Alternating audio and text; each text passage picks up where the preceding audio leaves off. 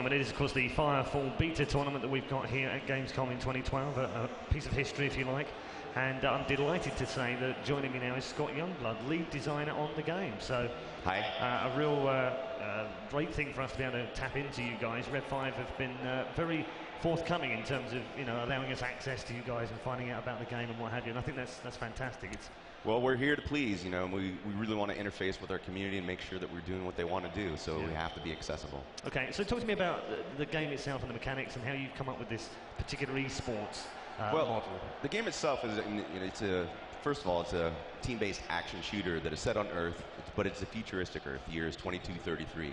And we realized that we wanted to make a team-based shooter because it's a hell of a lot more fun to shoot people in the face with your friends. I have to agree with that. So I love the fact that as well that there's a backstory to this. I mean, if you go on the website, Firefall, by the way, go and see firefall.com, there is a backstory. There's a load of journals that you can read, and you can really get kind of a feel for how Earth ended up in that particular place. Yeah, I mean, it is a futuristic Earth, and we got in trouble based on resources, which is, it's maybe a foreshadowing, and it's your job to fix what got screwed up. We're fighting against the chosen. We really want to take the Earth back and survive. Okay, and in terms of the battle frames and stuff and how you work on it, how do you come up with that? Is that pure imagination to start with, and then kind of like a realism check, or do you just does it just go open, like go anywhere? We've gone through a lot of iteration on our battle frame designs, and even just recently we did some significant changes that were based on player feedback as well as our own feedback. First and foremost, we're making this game because we want to play it, and the fact that we can share it with the rest of the world is just pure awesome. It's kind of a bonus. Yes. So we do iterate a lot. We trial and error, see if it works, change it. Is it better? Keep. Okay. And in terms of the way that the first matches, did you have a chance to watch the first matches? No, I didn't. I was busy. So I'm going to avoid too many questions, but we found that actually it was quite interesting that the teams already are starting to figure out sort of strategy and tactics around it. Is that, for a lead designer, is that kind of cool for you to just give the game out there and see how people adapt? That's what makes it awesome, right? We give the players toolboxes where their intelligence, how they set up their battle frames, how they use their abilities with their weapons to respond to different situations. That's what makes Firefall interesting. It's a thinking man's shooter. Indeed. And is it mind-boggling sometimes? Because you must go through this process yourself as a designer. You sort of think, yeah, if we put this in, they might do that, and then that might happen. And then actually, when it goes out there, they do something completely different. Yeah, and when I'm surprised, that's when I'm the happiest, right? You did something I didn't expect, and it's way cooler than I ever would have imagined, and that's awesome. So you're okay with being cooler even if it's... Oh, hell yeah. Okay, well, that's good news. In terms of the game's design and its development, it's been in design for quite a while now. When did you actually start the game? I started on this game in 2007, so we've been doing this for a while. Okay. And in terms of it's in beta now, is there any, I'm trying to egg something out here, but when let it come out of beta? Is there plans for that? Well, yeah, eventually we'll be out of beta. There are plans for that. Okay, good. So we really will consider ourselves out of beta once we have like the open world finish and our cash shop is online. And we're working on both of those things now. Okay. And then without blowing smoke up, the game itself looks beautiful already. How can you, say it's in beta when actually it looks so glorious? It's a good beta. Firefall is a AAA quality game, and we put quality first, and that's why it's actually taken us as long as it has to finish the game, is because we do care about the quality and the presentation. Okay, and in terms of free-to-play, I mean, it's become a bit of a popular thing recently with different games. Riot Games obviously are very successful with League of Legends, although that's, I don't know if you call that free-to-play, but it's free-to-play the game, and you buy other stuff. Why that model for you guys? Well, we wanted as many people to play the game as possible. I thought Mark, when he first suggested going free-to-play instead of a subscription, was a little bit crazy. But when League of Legends came out, it actually kind of proved the model for us that you can build a AAA game and be free-to-play. Okay. But one thing I want to make perfectly clear is we're not pay to win. Okay, well, that's a good point to make as well. In terms of your inspiration for the game, where does it come from? You've played FPSs before. I've played and designed FPSs before. My original FPS title was Tribes. Okay. I was the lead designer on Tribes 1 and 2, and so this game actually is allowing me to complete some of the ideas I was never able to finish on the Tribes series, so it's like a dream come true for me. That's cool. Yeah, there is I don't take this the wrong way, but there is an element, for me anyway, as a former Unreal Tournament player, Quake player, Tribes player, Counter-Strike player, there seems to be like an element of all of those things, kind of just a little hint here. There is. There's a little bit of Tribes in there every now and again. Yes, there is. With the jetpacks and what have you, and a little bit of movement, and then some of the weapons are dare I say it, a little Quake-like. Is that fair to say? No, that you've drawn inspiration from everything? Definitely fair. I mean, we draw inspiration from anything that we have fun, and if it makes sense to integrate it into Firefall, then that's what we'll do. Okay. One last question. In terms of the teams and the tournaments here, are you sticking around to watch this particular game? I am for this next round. Okay. Hopefully I'll be able to make the finals. And you've got the beta testers effectively sort of come together in a team. And they're playing a big professional team with a couple of massive Counter-Strike players. Where's your money? I'm rooting for the local guys. You know, I hope they win. So he's going for the local guys. Right now the players are just busy warming up. We've got a couple of minutes until the game starts. We're going to take a very short break, and then when we come back, we'll replace this man with Morgan. Not that there's anything wrong with Scott, but she is definitely better looking. Sorry, Scott. So we'll have that up and running fairly shortly. This will be the second semi-final of the day to go through and play Epsilon Esports Gaming, who were absolutely fantastic in the first semi-final. So I'm interested to see what sort of tactics play out. We did speak off-air to Nero, who will be the captain of this particular, I don't know if we call them a collective team as such. They're called the Tiki Bar Brawlers. Wow, nice name.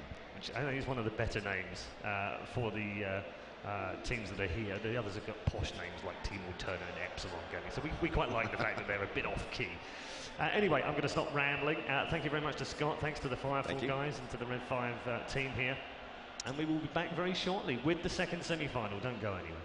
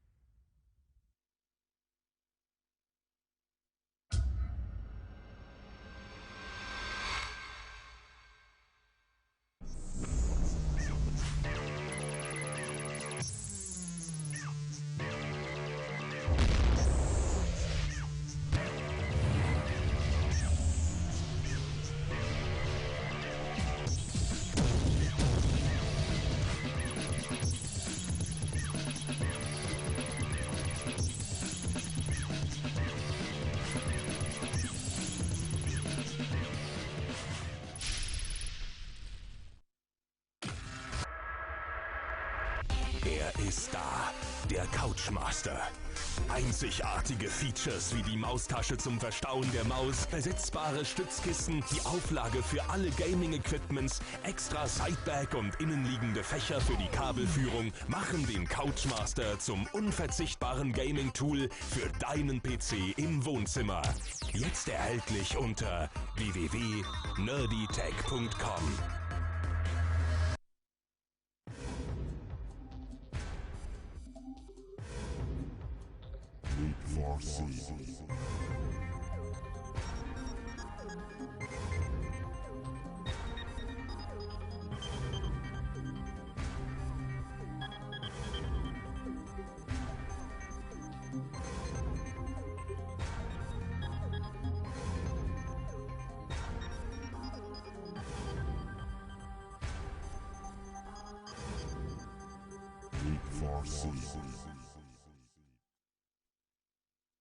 Kein Durchblick mehr durch die unzähligen Smartphone-Tarife?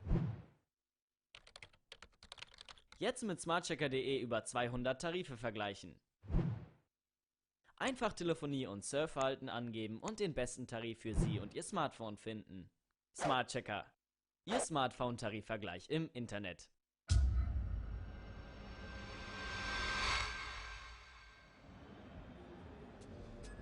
And we're back here at the ESL CM Storm Arena with the Firefall tournament you do not want to miss. But for the next round, I need to introduce two teams that are doing their best to be champions today. So first of all, I'd like everybody here to put their hands together for what I think is one of the greatest names so far, Tiki Bar Brawlers. Tiki Bar Brawlers, guys. Thank you, guys. Thank you, guys. And of course, over here, we have another team vying for that all-important championship, owning Firefall today, and that is Team Alternate. Team Alternate, put your hands together, guys. Coming up now, as the game gets hot and heavy, as this pursues to the next level, I'm going to pass you over to two people who are going to tell you everything about what's happening and keep you tuned in so you know what's going on here. And that is Paul and Morgan. Take it away, guys. Enjoy. Yes, thank you very much, Sean. We are about to get underway in our second semi-final, as Sean has just introduced the two teams. And interestingly, Morgan, these two teams have a bit of a story, because obviously these two didn't qualify. They've been handpicked, as it were, and placed in as given an invite, I guess you could call it.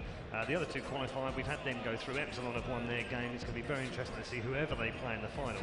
But these two have a little bit of history. Firstly, Tiki Bar Brawlers are effectively 8 months ahead of everyone else, because they've been in the beta for quite a long time. They know the game inside out.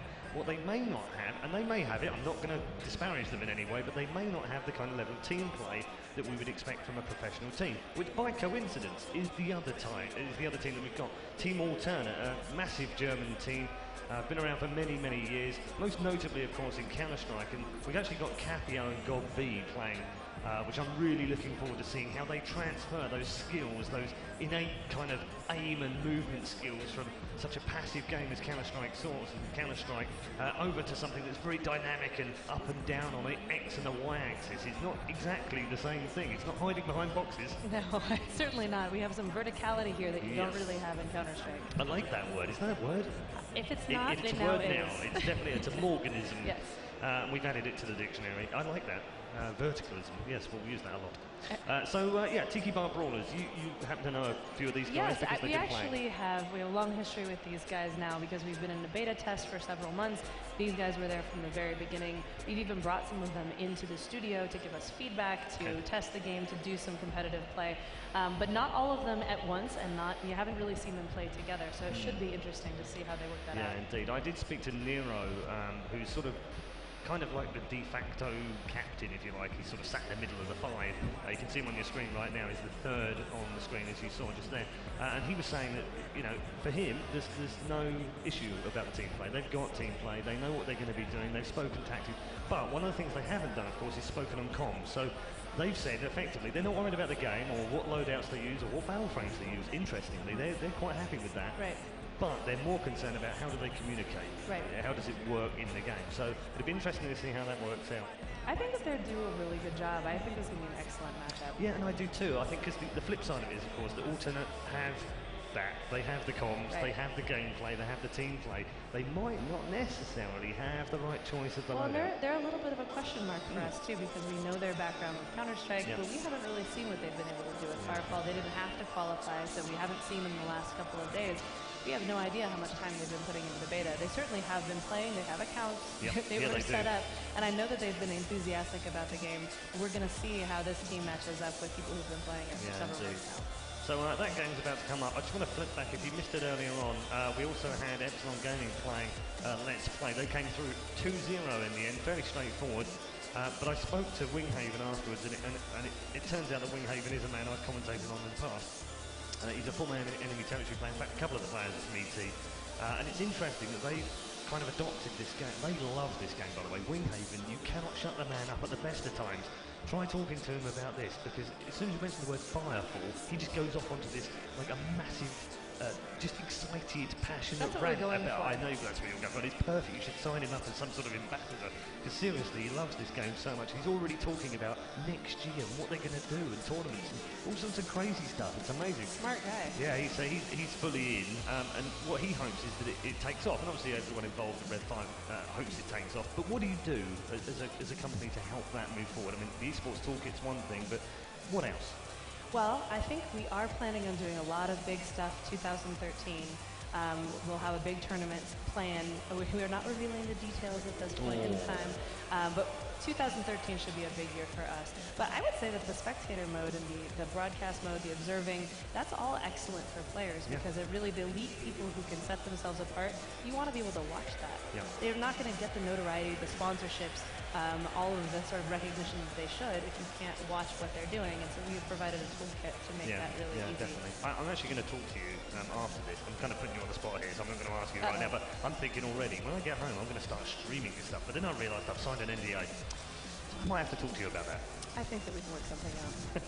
I think that should be possible. You've already given me some excellent feedback. Yeah, it's great. You know, I think if we can get this out there and get people excited about what it can do, and how. The other thing I was asked to ask you, this is like a third-party question. I'm now taking stuff from the audience as well. Do you have any thoughts about making other game types for the esports side? So maybe a capture the flag mod, for instance, or is it just team deathmatch? No, we have talked about doing other stuff. I think team deathmatch is a good start. Yeah. But as the esports sort of person in Red 5, sort of championing all of the pro gamers' interests, we've gotten a lot of feedback that objective game-based mode would be excellent. Okay. And it makes sense to me as a way to tell a narrative as you're watching. You can sort of track what's going on in the game a lot more easily than just racking up numbers and kills. So capture the flag would be a very obvious one to do. But we already have some objective-based game modes in the game. They're not 5v5 at this point, so it's a matter of sort of transitioning some of those over and building maps that will be able to handle the gameplay mode that's an objective and also make it 5v5, because we think 5v5 is the optimal size for true esports. You try to get bigger than that, it gets a little messy. I mean, several other people have tried 6v6 and 8v8, and it does get a bit messy. I mean, just based on the logistics, how do you get a team of 8 people together? It's hard enough at the same time. Right. Flying all over the world. To a tournament, you know? I mean, it's a lot of work, so we think 5 is good for us. We are Red 5 after all. Absolutely. So that'll be kind of our what we're focusing on for esports. But objective game-based modes, I think, are definitely in the future. Just talking about, this is slightly off track now, but sort of related to me. Are you aware of where Red 5 comes from in terms of the UK? Are you aware of that? Okay, so this might interest you guys. It might not. It might bore you to death. So while we've got a little bit of time to fill, I'm going to tell this little story. It'll take 10 seconds. Okay, so what it is, Red 5 was actually the number on Nigel Mansell's Williams Formula 1 car. And they distinguished the two drivers by making the number 6 white and the 5 red. So he became Red 5. Okay. So Nigel Mansell, Red 5, that's where it comes from. We'll it's a British Formula 1 thing. We'll say that's where ours comes from, too. Okay. Where did it come from? I don't know. Just someone's deep mind. Yeah. There might be a little Star Wars thing in there. But I'm not really sure. Okay. Yeah, I can see that. Okay, so what we're going to do then, are we going to take a quick video? Is that what we're going to do? Yeah, okay, so we're going to take a very quick video, just show you some of the game, and when we come back from that video, I promise we will get underway in our semi-final. Don't go anywhere.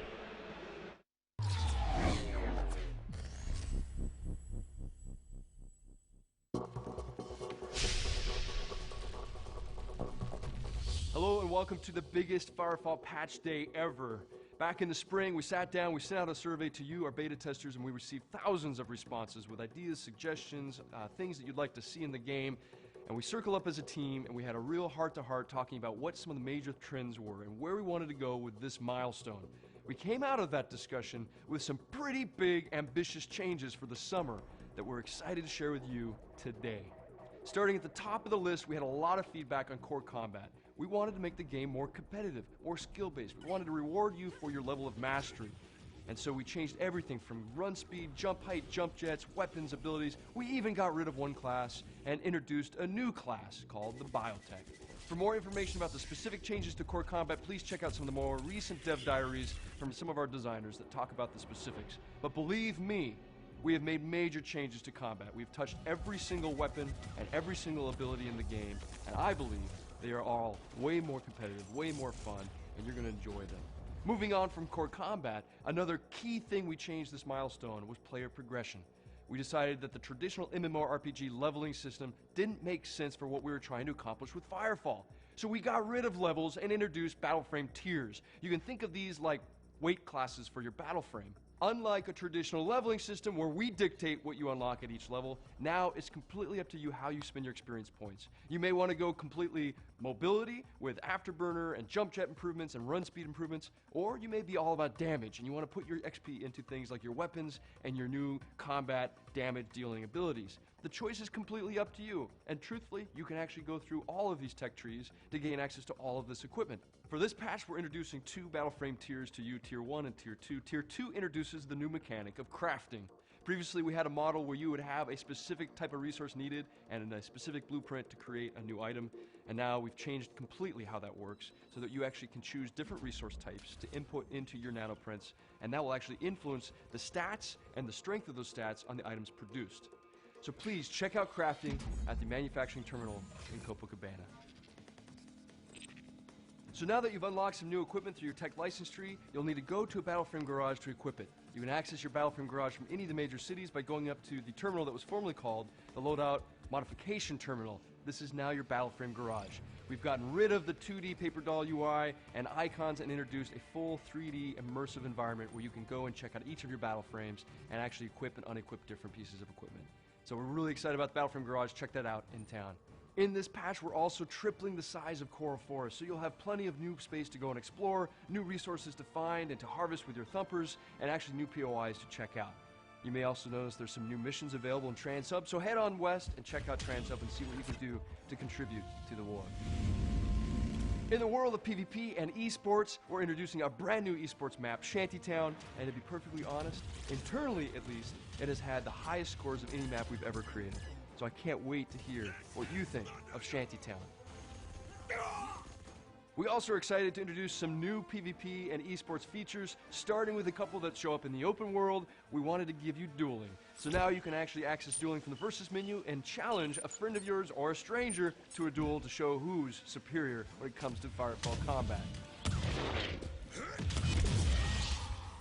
In addition, we've introduced squad challenge mode, so when you're out in the open world, if you want to challenge another squad to a PvP match, go ahead and access it from your Versus menu. Send them an invite. If they accept, it's party time down in a PvP match. We've also introduced an observer mode for PvP maps. You can access this from the Versus menu. We're really excited about this. This gives you full control over observing a match. You can zoom in, zoom out. You have first-person, third-person perspective. You can jump between any player. You also can hit F1 to have a Skycam top-down view of the map so you can see where all the action is. And to help with that, we've introduced a spectator director. The spectator director will actually take control of the camera and zoom in and zoom out to really highlight all of the cool combat going on in the match. Okay, and lastly, for the open world, hey, just give them the patch already. Looks like we're out of time, so you'll just have to check it out on your own. We have a tremendous amount of new features and new content in this patch. So please, take some time to really soak it up. Run through the different missions, explore the world, play PvP, advance your battle frames, most importantly, have some fun. On behalf of the entire tribe at Red 5 Studios, thank you so much for joining us. Thank you for your continued support. We look forward to seeing you online. Thanks.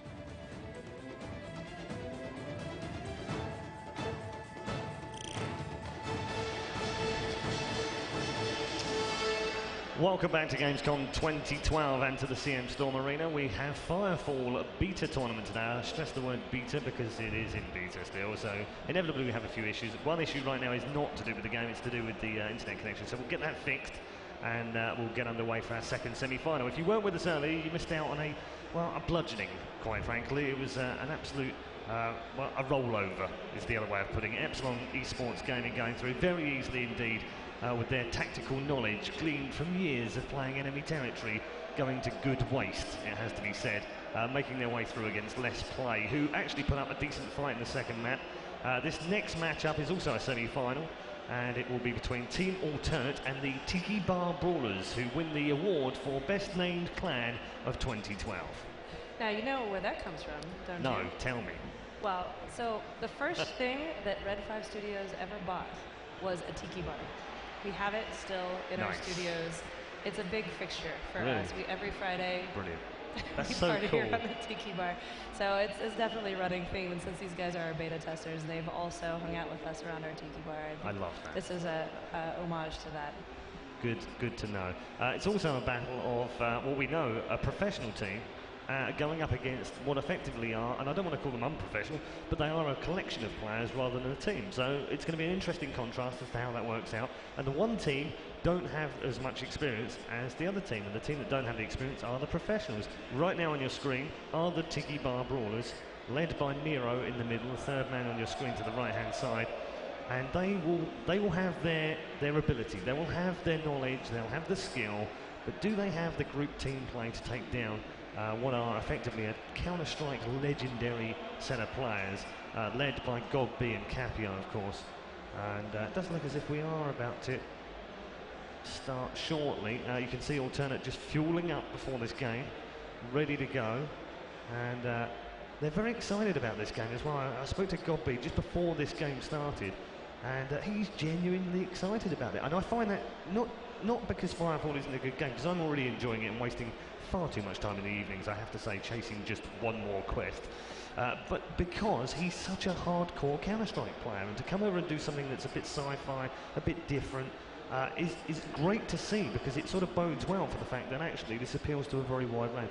We were speaking to Scott just beforehand, and I didn't want to insult him in any way, but I said that it has elements of other games, and he said that was fair. He said it does have a little bit of Counter-Strike, a little bit of Tribes, actually quite a lot of Tribes if I'm honest, but it also has a lot of Quake, a bit of Unreal Tournament in there, a bit of sci-fi, so it's all sort of mixed together, which hopefully appeals to a wide range of people. Well, I will say that one of the ways we do development at Red 5 Studios is we play a lot of games ourselves, a lot of them, and so you can't deny that there's some influence, and that we take some of the stuff that we love the most and apply them in a way that really makes sense in Firefall. So it's not surprising that you see some influences there, but our hope is that they're going to come together into sort of a unique experience, which so far I think Firefall is being able to provide. Yeah, well, it's great to see it in tournament mode right now. We've spent the last few months just wandering around the open world and finding waterfalls that kill you. Thumpers, or I have. Dropping lots of thumpers. Oh, I've been, those thumpers, honestly, I was so close to a quest finish night before last. Have you unlocked any of your Tier 2 battle frames yet? Yes. Oh, yes? Which ones? I can't remember. It was only Wednesday night, I admit. So Thursday night. Thursday night. I was very tired. Friday morning, I can assure you.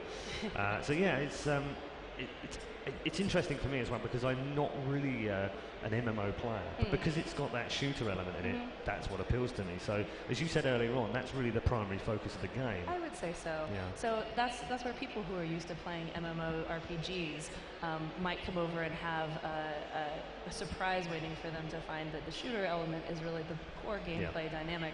But I also don't think that it will be inaccessible to them. I think as long as they're willing to give it a chance, then I think they'll like it. Yeah, and I think that was the same for me. When I first heard about it, and someone described it as an FPS MMO, which is not really what it is at all, but when they described that to me, I'm kind of going, that sounds like the kind of game I'm going to waste a lot of my life in.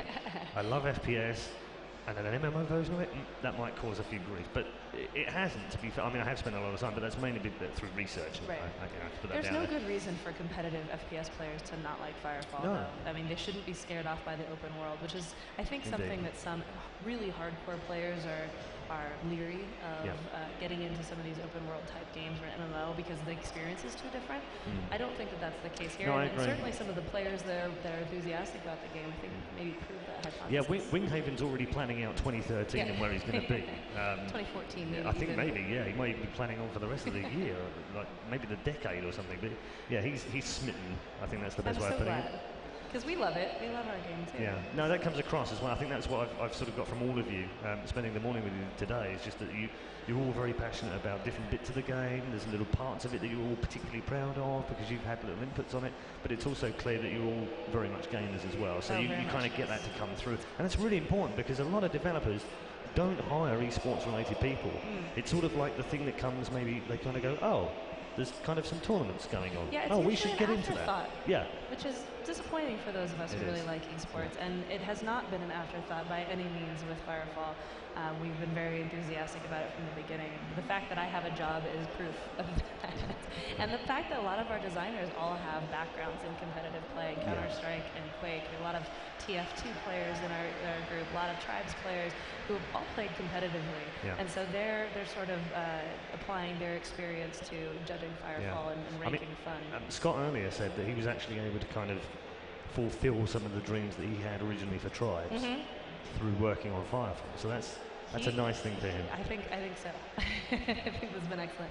And Scott has great ideas. That's why he's our lead designer. Yeah, sure. I mean, as a company, do you kind of collectively come together and discuss those kind of it? And no idea is a stupid idea. Is that kind of how it is? Well, we like to test it. So somebody might have a crazy idea, and we'll say like, all right, well, let's throw it in there and we'll see. And we try to turn this stuff around really fast. Turn things in fast so that we can iterate on them and then decide, is this fun, is it not? Everything that we do is ranked on a fun scale, and we'll come together and have big feedback sessions and rank it. And we're usually our harshest critics. We know that if we're getting in the 8 range for fun, then that feature is probably pretty good. All right, cool. It's great to find out some of the inside workings as well of Red 5. So just while we're filling some time here at the semi-final at the Gamescom 2012 CM Storm Arena, we'll be right back after this for the Firefall second semi-final.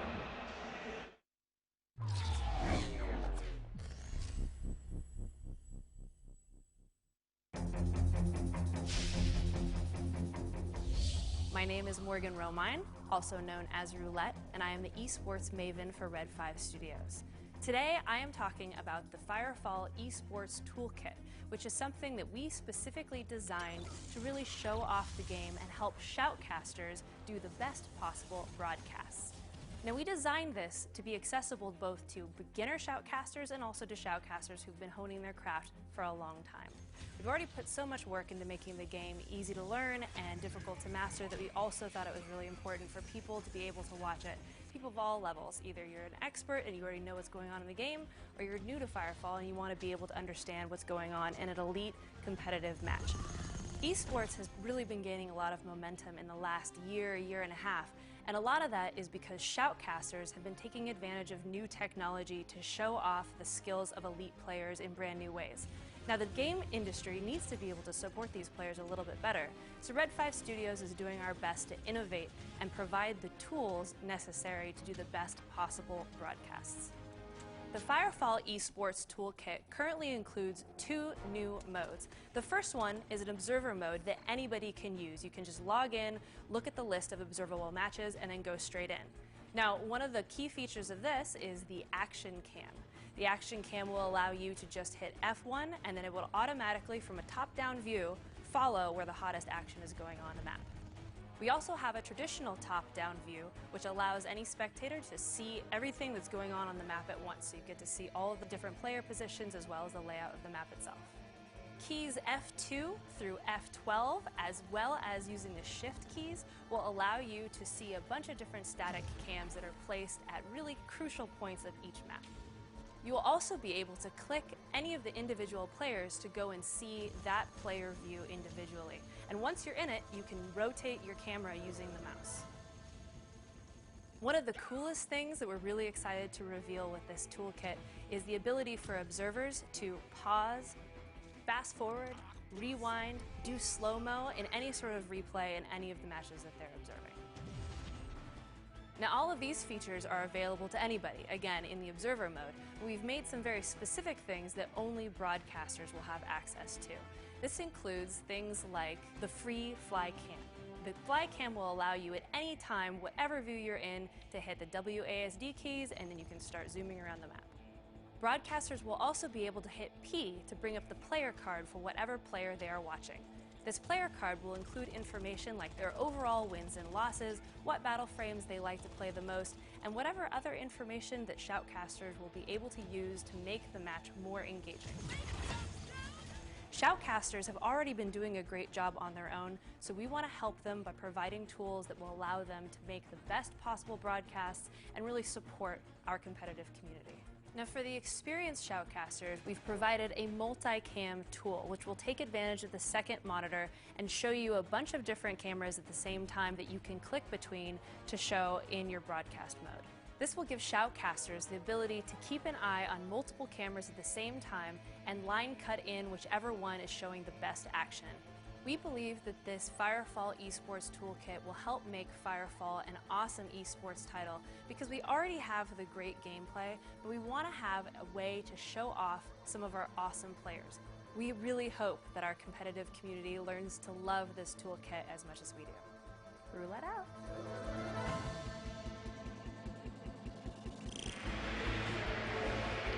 Ladies and gentlemen, welcome back to Gamescom 2012 and to the CM Storm Arena, where we have the Firefall semi-final number 2 about to get underway. And apologies for the delays if you've been tuned in and you're waiting in the crowd. I know it's quite warm here. 37 degrees in Cologne apparently today. It's like, good job I've got a decent makeup lady. Team Alternate are going up head-to-head with the Tiki Bar Brawlers. You can see on your screen right now a couple of former legends from the Counter-Strike area. Godby and Cathio in particular are getting ready and enjoying themselves down there despite the delay. Ready to go head-to-head with the Tiki Bar Brawlers, who are effectively like a mixed team, if you like, but a very extraordinarily talented mixed team and people that have been in the beta for a number of months. So they have extreme knowledge of this game, which gives them an advantage, you could say, over Alternate. But we know how professional teams react. They've got the team play and the gameplay. So it'll be interesting to see how these two match up. That's about to take place any moment now. In fact, let's just check and see. Actually, yeah, we are on. So let's get ourselves loaded in as well. Looks like we've got all 10 players finally into the game. So hopefully any moment now we'll be able to bring you in. Players are literally just getting themselves ready. You can see on the end actually one player just has a keyboard issue. So we'll let him figure that one out. The team lineups, by the way, let's give you those while we've got them on the screen. We've got a Prox, Gob, or Gob B, Capio, Tixo and Trubbly lining up for Team Alternate. On the right hand side of your screen in the red are Luco, Green Fox, Hodder, Nero, who we spoke to earlier, and Pekka. So that's the two team lineups as we head into this first semi-final. We'll orientate you a little bit as we go through, discuss some of the weapons. We'll also flick through some of the views. Right now with Tixo, he's the Dreadnought, if I'm not mistaken, which has the heavy weapon. He's a little bit slow, as you can see, so he spends more time in the air, or should do. Isn't doing that right now, and then that way he sort of minimises the fact that he's a bit of a slug. But does have a great deal of power and health as well, Morgan, in comparison to his other battle frames, who are a bit more agile. Oh, I think we're live. We are live. We do have first blood. Wow. In fact.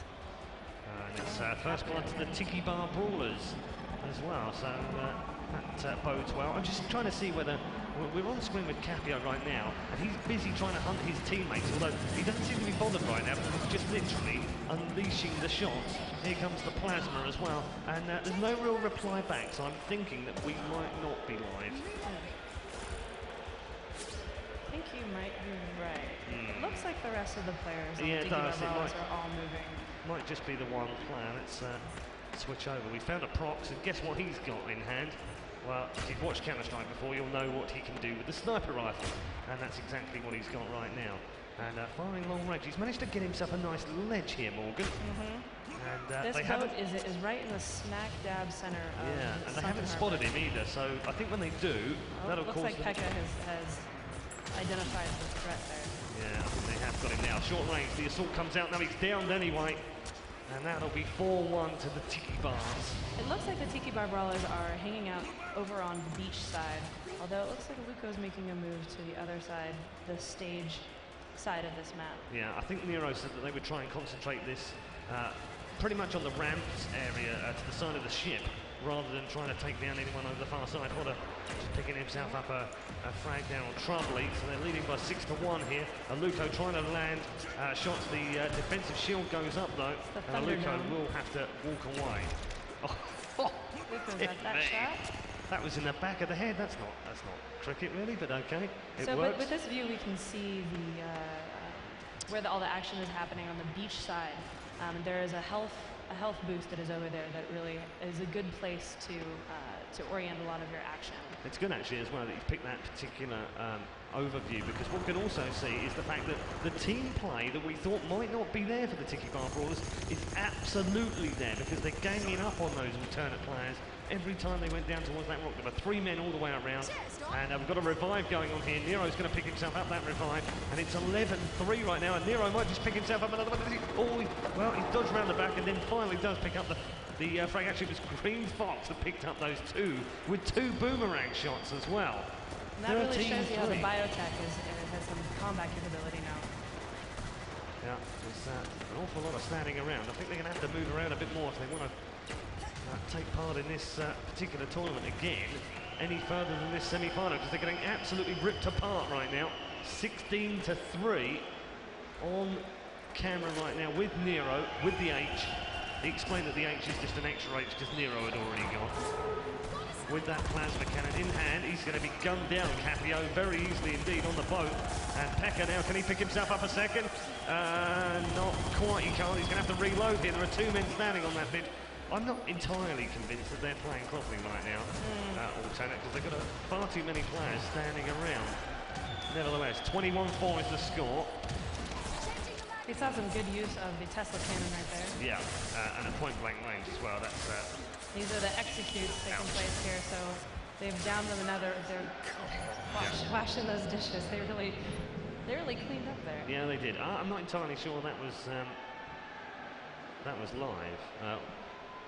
It really was live. Okay, well, 25-4, but the first map is a warm-up. That's what we're being told by the administration team. So we were getting excited over a warm-up, ladies and gents. Oh yeah. It's fine. It's 25-4 from a warm-up game. It was exciting anyway. Some of it was exciting. Some of it was standing around a little bit too much for my liking. There were executes, explosions. There were plasma beams, light guns, shots, lasers. What could go wrong? I thought that we got to see at least some of the tactics. I think perhaps Tiki Bar Brawlers maybe tipped their hand just a slight bit there, setting up over on the beach side. Yeah. I think we'll see a very different looking team alternate when we go live in map 1. As you can see, the TBBs, as I should call them for short. Yeah, there you go. That's handy.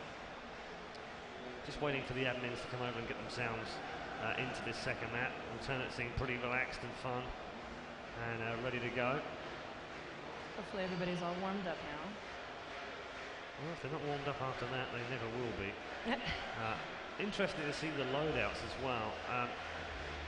2 assault on the alternate team, whereas actually, if you look at the Tiki Bar Brawlers, they've gone 1 each, except for they've actually got Pekka and Aluka have gone for the same they're battle both frame. doing recon, so there's no Dreadnought in there currently. And I do know that Aluko definitely likes to stick with his recon. He tends to stick with that and not stray very often. Hodor does tend to play assault. I believe Nero also sticks with biotech. But we'll see if Pekka switches out a little bit. He might be doing the assault sometimes.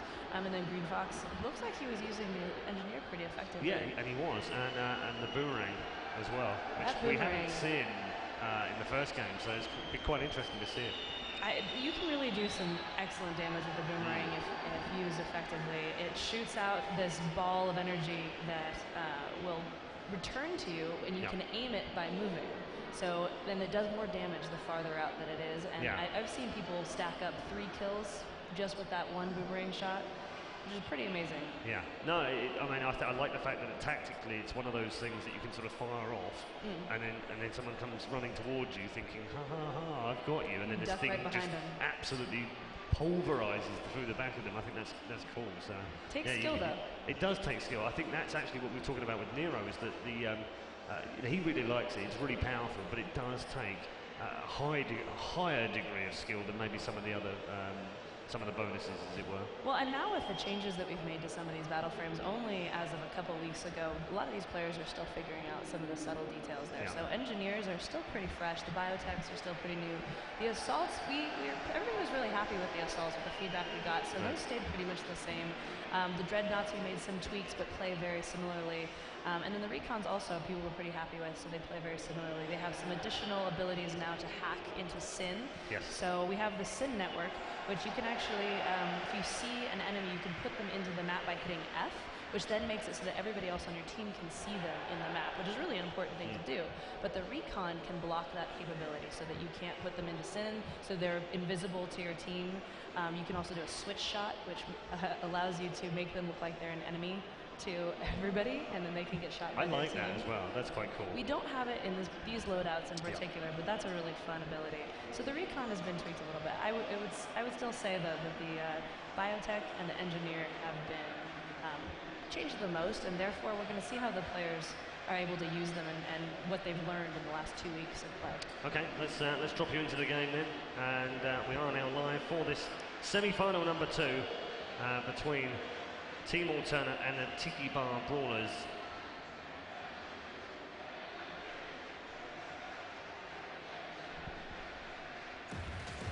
Okay, so we're on the way. We're with Green Fox right now. Has that lightning ready to go, and is just taking a position on the centre of the map, right in that bridge. He's going to help one of his teammates on the left-hand side and try and gang up on those players. There's a little bit of sporadic play going down here. No kills so far. Defensive shield goes up from Green Fox, actually just behind it. He's going to play out to the right-hand side. He's going to try and deal some damage. That's Capio who's coming in on that. And he's now going to have to back away here and find some health quickly. 283 health remaining from the 1350 he started with. And we've had a frantic start to the game here. Just for you, if you're just joining us or you're in the crowd, it is actually first to 25 kills that wins the map, and it's best of 3, best of 5 in the third place final and the grand final. So Green Fox ran all the way back there to try and pick up the health pack, but actually it was stolen by his teammate.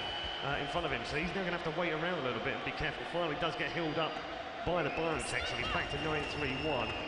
And let's just switch around, see who else we can find. Aluko here is ready with that sniper rifle. He's now on his way to the middle of the map. And he's looking left, right and centre to try and land a shot. Tries to land that one on the right hand side. Doesn't manage to land it. The assault weapon not doing an awful lot of damage. Finally he's laid down and they've got one on the board here.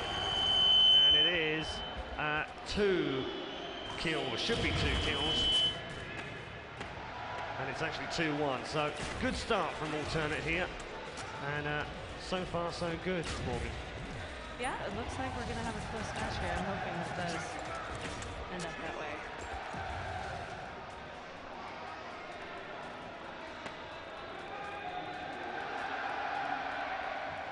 Yeah, so 4-1. And Tiki Bar Brawlers that lead. Of course, we've got some old school Counter-Strike players, Gold B, Prox, Capio from Team Alternate. Former Alternate Attacks team, if you want to call them that as well. And players that are coming out here from Hodder. We're just following with the free cam, which I really like. It gives us an overview of where they are right now on the map. And it will actually, if you want to press it round, it will follow and it will find people around the map that are firing off. You saw the sniper rifle coming out there. And the overview of the lovely Bay Area shows that actually all hell is breaking loose right now. Troubley! And he's in a big trouble because he's been absolutely obliterated right in the centre of the map. And they've got a 7-1 lead here, have the Tiki Bar Brawlers. So upholding Red 5 glory, as it were. 8-1 now. Looks like a lot of the action is starting to center around that in the middle. And I'm quite surprised that it's gone over that way. I didn't expect that to happen because TBB said before this game started that wasn't where they were going to concentrate the action. But you go where the players are, and that's exactly what he's doing right now. Nero lands one shot, lands a second one, and Troubley will down him from long range. 2 headshots in a row. Troubley will take out 2, and will give them a 9-1 lead here. And there'll be a revive coming from Nero as well. Perfect team play, Morgan. This is an excellent use of the biotech by Nero, certainly. He's able to take down some of his opponents and then revive his players before the opponents come in.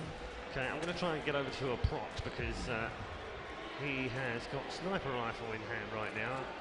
He's usually deadly with this, but so far hasn't been able to find a mark. And it really, he's probably got too much to aim at. There's 4 or 5, in fact all 5 players concentrated around that bottom of that ship.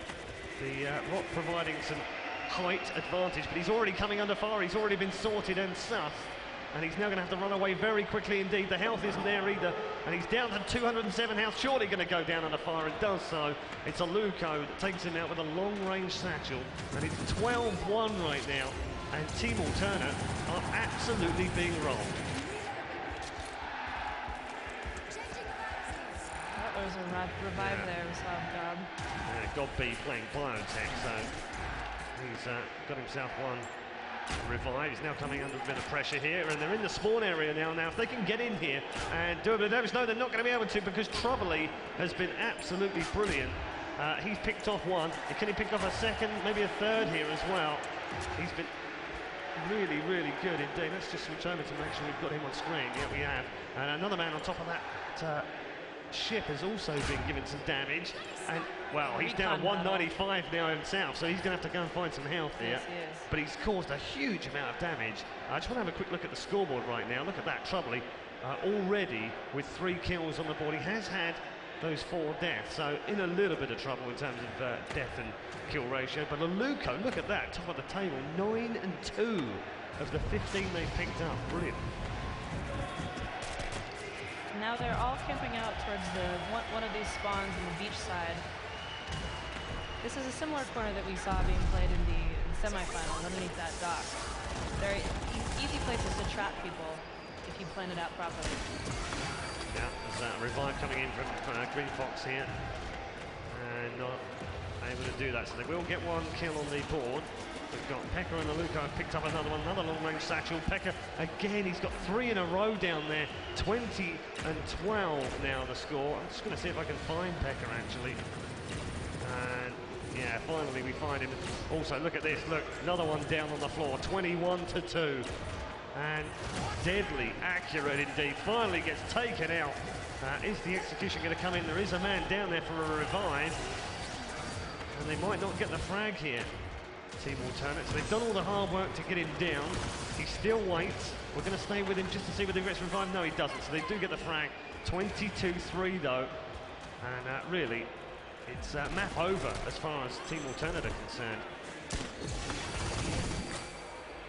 Saw an excellent use there of Green Fox using his force field to be able to provide protection to revive one of his teammates.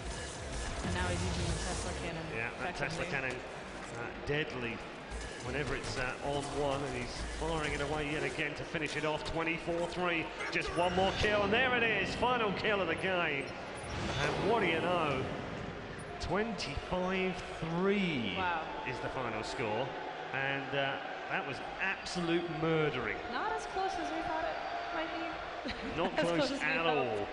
Not close at all. I think that map knowledge and ability knowledge and really knowing how to use your battle frames effectively certainly helped out the Tiki Bar Brawlers in this particular map. I don't disagree with you. I think if you look at the top of the scoreboard right now, Luca 12-3 from that particular Very game as well. sniper. Pekka 5-1. Hodder, he had a terrible game. He had 5-5.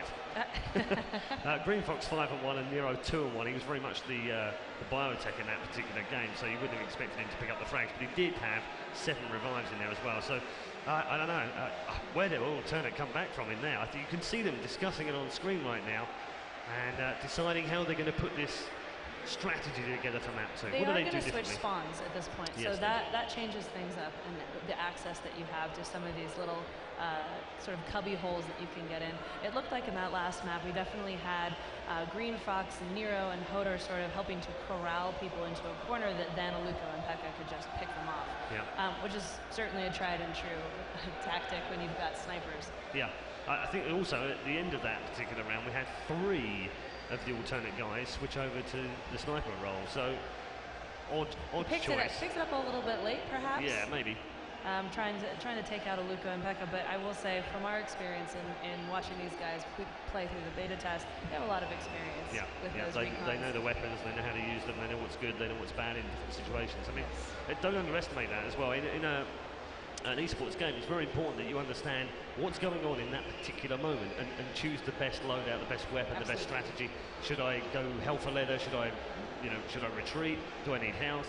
All of these things come into it, and you kind of instinctively pick them up the more you play the game. Right. So they have that advantage. Absolutely. We've definitely tried to make the game so that it's responsive that way, and you can recognize another team's strategy and then respond effectively with whatever your battle frame choices are going to be. And maybe there are going to be some situations when having all dreadnoughts will be an advantage. Maybe you'll discover that that's a strategy that works sometimes. It's never going to be the same all the time, though. No, and that's great, isn't it? Because the magic of it, if you like, is that if it always was the same thing, you get like that sort of staid and trusted set of strategies, and then the game gets boring. So, yeah, it's nice that it's going to be mixed up. We're going to get underway fairly shortly in the second map. This is a best of 3, the first semi-final, and the second semi-final no different. Obviously, we're going to have the third place playoff game at 2 o'clock, and also the grand final this afternoon. And also we've got a little chat from someone from Red 5 coming up at 4 o'clock. Yeah, I think maybe a little somebody will come and say some stuff. Just the CEO, by the way. So I ought not to mock. Otherwise I might be fired. It'll be an exclusive for ESL. It will indeed. So we're just waiting for this second map. The third place and the grand final will be best of 5 maps as well. And so far I'm surprised that these games have been over very quickly. Yes. I think one of the biggest changes that we made in the most recent update was we upped the speed, and mobility certainly increases the pace of the map. So we're seeing that if people pick up momentum, it can be over very quickly. So I would recommend that for Team Alternate, they need to, when they recognize that happening again, they need to regroup and try to re-strategize. I praised them for their legendary strategy before this game started, and I'm being made to eat my words. So from a personal point of view, Alternate, please step up and show some of that legendary gameplay would be really great right now. From the Red 5 side, we're plenty proud of our Tiki Bar Brawlers. Yeah, I think they'll have plenty of supporters right now. There's no doubt about it. They give the thumbs up for the go, so we will be live fairly shortly for this second map in the semi-final. Look at that, deep in thought. And they will be switching spawns, so we'll have to see them adopt some different strategies. Yes, indeed. They were definitely clustering around that beachside health boost. There's also a double damage boost that's in the middle of the map. I didn't see anybody using that super effectively in this last match.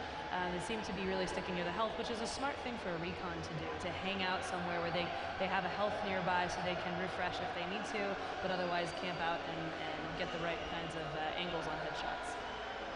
Yeah, I think we saw that used quite effectively with the health packs in the first game, didn't we? Where they were very much positioned to not too far away. They knew how to get back quickly. They knew if they lost a lot of damage, they could run away. I think we saw one guy in the first map. I can't recall which one it was, but he had like 23 health or something. Yeah. You know, and in another game where you have 100 health points, 23 is kind of like a quarter. In this game, that's actually like less than 1% of health left. They breathe on you funny. You really do need to go and get some health when you've only got 23 points remaining. Nero was doing a pretty good job of sticking close to the people who needed that support, but they were definitely using that balance effectively. Yeah, he was definitely playing that sort of perfect sort of medic-y kind of role. I know he's not a medic as such, biotech, but playing that sort of support role, making sure that he was aware of what's going on around him in terms of, there's a battle here, there's two of my players, I know I need to be there just in case they get into trouble, and thinking about the weapons versus the weapons on both sides as well, in terms of, there's a weapon here that's going to do a huge amount of damage, a Dreadnought coming this way, therefore he needs to be in a position that he can back up his team. So, interesting. So we are underway then, and here we go then for map number 2 of this semi-final. And already we've got a couple of kills from Pekka and Hodder. They've got to get the executions to put the frags on the board though. But it's a good start if they can get in here. And they're blasting their way over here. Aluko's trying to lock down. They've got one man stuck down in the river. And now here come the executions, surely. They are going to be 4-0 up right from the off here. And Team Alternate already in huge amounts of trouble. They've not had the best of spawns, it has to be said. But Aluko, look at this, long range from the far side, already picking off them. Teammates to the other side also trying to just back him up, and they're isolating single players, Morgan, which means that makes it so much easier for them just to pick up these easy kills. We've already seen 5-0 on the scoreboard, and we played less than a minute. It's astonishing. That momentum, you can't underestimate it. Let's go in eyes with Aluko. And look at this. This should be straightforward. This is like a pigeon shoot. Look, 1-2 down. Aluko gets both of those, long range done. And can he get a third? Not quite. It's easy to bait other players in to come and try to revive their teammates. Yeah. So you really have to be smart about when to go in and revive your teammates. Yeah, you're totally right about that as well. I'm glad you brought that up, because Winghaven actually said that to me earlier. They've started using that as a tactic in that first game. Absolutely. Already sort of taking out one guy, but they're not rushing in to do the main kill, but actually just trying to bait them in, to keep bringing them in and trying to revive and picking them off one by one. We saw that perfectly executed there. By the Tiki Bar Brawlers as well. That's where team communication can make a huge difference. If you're getting shot at while you're trying to revive somebody and you know it's a sniper rifle that's shooting at you, you should tell your teammates, maybe somebody should take care of that absolutely. sniper. So we've got Green Fox on screen right now. Talk us through the weapon that Green Fox is using in the battle frame. So right now he's using a secondary weapon, which is just an assault rifle. And if you see, we're going to switch, I think, to our Tesla cannon. You can see him actively switching through.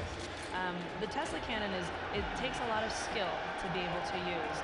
Again, you have to be able, if you're on your target and actively getting them, this is just a suppressor rifle again, but with the Tesla cannon, if you're actively shooting them, the damage will build.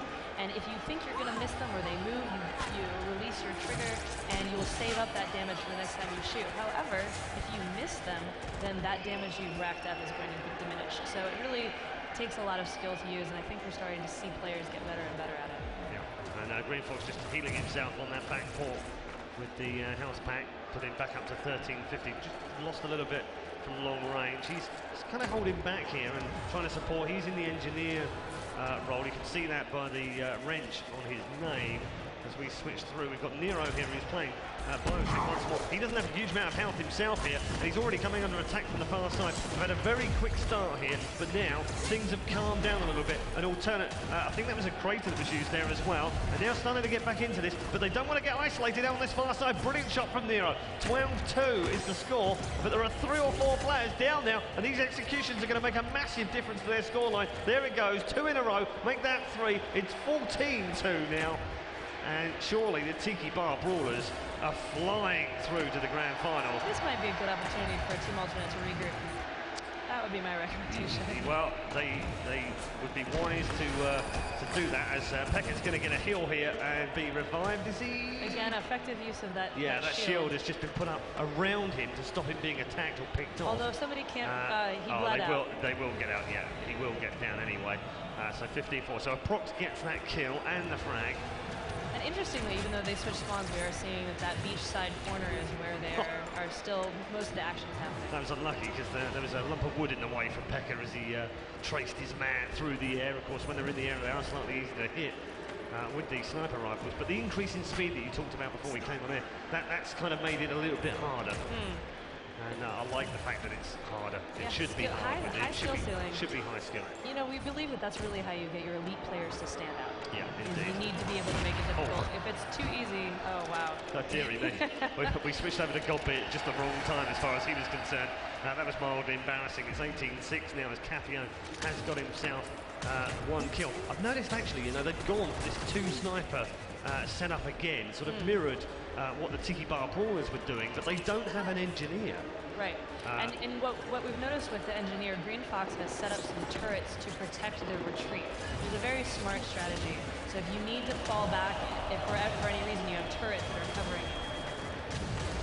We've got the plasma out here. It's sort of like, I suppose the easiest way of explaining this, it's a bit like a rocket launcher in the way that it's prediction. You can't just fire it off and it's instant hit. It's got gravity. Yeah, it's got gravity and it's got length as well. So if you fire at long range, it will dip down at the end as well. And Tixo just tried to use the shockwave last second there to try to save himself. Yeah, but I'm just going to switch around here because we've got 2 down, and in theory, those 2 that are down, I don't think are going to get revived, are they? Oh, Godby tries to. He was baited though into that area. Long range, probably by a Lupo or Pekka. They're the 2 snipers right now. They're in happy position. Oh, they're in a really, really poor position right now. It's 24-7. Just 1 more frag will do it. And there it is. Final kill of the round. And it goes to the Tiki Bar Brawlers. They are the winners in our 2nd semi-final. And Team Alternate, well, they put up a better fight that time round, 25-7. But I was hoping they'd break enough. double digits, fortunately. Indeed. So 25-7 overall the final score. 2 maps to 0 is the final score. The Tiki Bar Brawlers, ladies and gents, not only the champions of the greatest name of 2012, but they also go through to our grand final. And Sean is now with them. And we're back, and that was absolutely phenomenal match of Firefall. And I have to say, well played to the Tiki Bar Brawlers. Not just a great name, but also great players. And of course, commiserations to Team Alternate. Did a great job, played well, but unfortunately didn't make it through to the next round. So, guys, thank you very much. Should we take somebody up, maybe hear from you? Any of you guys like to talk to me? We'll see if we can get some words with them. Hey, guys. So I'd like to ask you a couple of questions. Is that okay? Einfach Deutsch sprechen. Mein Deutsch sind ganz nicht gut. Entschuldigung. English? Ein bisschen? Super. So what, in your opinion, was the decider for you guys to take the victory today? I think because we worked so hard in the trainings in the beta. We had about hundreds of matches before, from the patch day on Wednesday. 100 matches? About 100 matches solo, and we had only 1 or 2 trainings together. We are a group of long-term beta players that were invited by OLED. Awesome, awesome. And so what would you like to say to the guys from Alternate who obviously put up a good fight today? Yeah, they put up a good fight, And I think they had some chances, but our teamwork was a lot better and we know the skills and mechanics of the game better. So really just the preparation that you guys did really paid off in this round. Yes, I think so. And what do you think about the next opponent? Oh, it will be hard. We trained against Epsilon a few times and they were really hard to beat. I think that will be a match you can expect to watch and have fun. Well, there's nothing better to say. My work here is done. It's going to be an absolutely great match. We're all super excited to see the outcome of that, so stick around. For now, we're going to show you off some other good stuff, but thank you so much. And again, congratulations to the guys. Tiki Bar, excellent job. See you in a bit. Bye.